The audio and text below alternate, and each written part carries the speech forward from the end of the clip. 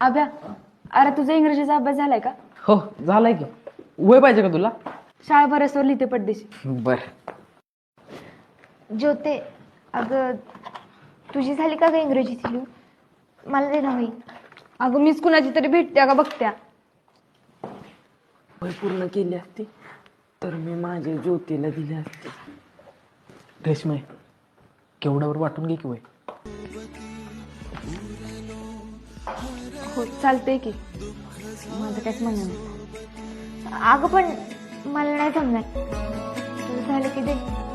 अगं असं दोघींना एकत्रच बघून द्यायचं म्हणल्यावर तुझं बी नीट होणार नाही आणि माझं बी. चालते. अबे येतोय ना? चालेल.